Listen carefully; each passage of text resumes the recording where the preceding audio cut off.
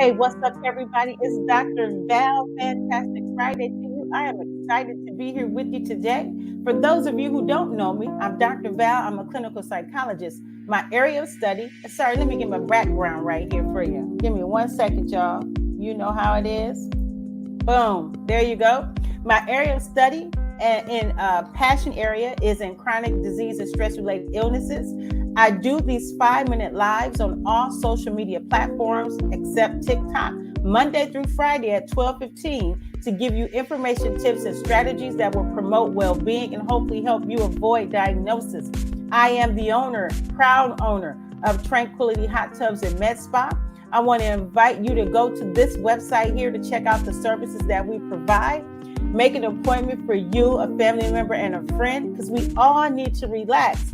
On that same website is a link for health and wellness coaching. If you need someone to walk through this journey with you of recovering all, being healthy, happy, and whole, I would be honored to do that with you. Fill out the form and I will contact you. We know from research and studies that 95 to 98% of our illnesses are caused by stress and therefore are preventable. And so this is what we're looking to do. Avoid all unnecessary diagnosis. Well, all diagnoses are unnecessary, right? So to help do that, this week we're talking about, are you communicating effectively? On Monday, we just talked about communication in general, and I gave a definition of good communication. Tuesday, we talked about passive and aggressive communication. Wednesday, we talked about submissive communication. Thursday, manipulative communication. And today, assertive communication, which is thought to be the best way to communicate assertively because you have balance in your conversation. Now, let me say this before we get started. And I said this on the past 3 videos. Many people are leaving relationships and jobs because they feel like they've made a mistake, that they've married the wrong person, they're in a relationship with the wrong person, or the job just doesn't work, is not working out for them, or they can't get along with their boss or colleagues. And really, the only thing it comes down to is learning how one another communicates, and then learning how to communicate effectively. So instead of going to divorce court or the employment line, learn how to communicate and work it out so that you can be fulfilled, be happy, and have some stability. It's bugs flying around, excuse me, y'all, and have some stability. So today we are talking about assertive communication. Assertive communication has balance. You're going to say what you need to say, but you're not going to be offensive. You're going to still be open-minded. You're going to hear what the other person has to say, even if you have to stand your ground.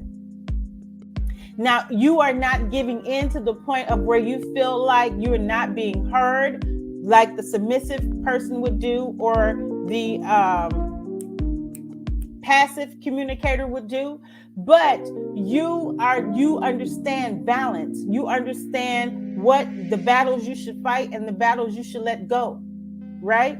And so this is where we all want to be. We want to be in this place of assertive communication. Simply stated, let me give an example. You go for a job interview and you ask how much the salary or they're paying or whatever. And I think that's a valid question before you even offer the position. So any people, any bosses or anyone who's out there hiring, allow people to ask that question because you don't want them to waste your time and you don't want to waste theirs, right? So you're asking the question and they say, we pay $35 an hour. Where you're coming from, because they downsized, you made, let's just say $55 an hour. $35 an hour would be good for some people, but for you at this stage in your life, it's not that great. So assertively, you would say, well, I appreciate that offer, but however, I was thinking that I would be more comfortable with $45 an hour. The job I left before paid me $55. I think I could do okay with $45. Would you be willing to meet my request? Well, right now we don't have the means, but I'll tell you what we'll do. Let us just start you at $35 an hour, And then within 6 months, we'll look at bumping you up to 45 an hour. Now, this is effective communication, because if you come back with something appropriate, yes, I will, or let me consider it, or whatever, this is what you call assertiveness.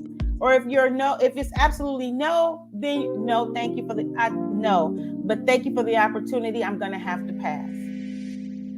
Simple, right? So assertive communication. Now, this is the challenge though. If you have a partner that's aggressive and you're using assertive communication, you can still tend to be frustrated because they're dominant and you're trying to be congenial, right? You're trying to make sure everybody is heard, everything is equal, the playing ground, the playing field is equal, but yet they're aggressive. And so I said this week, I'm not going to talk about how to come out of or get into the way we should communicate. So I want you to research that. So what do you do if you're with an aggressive communicator or a submissive communicator, a passive communicator, a manipulative communicator? Well, I know what I would do with that one, but I would be out the door. I'm just saying.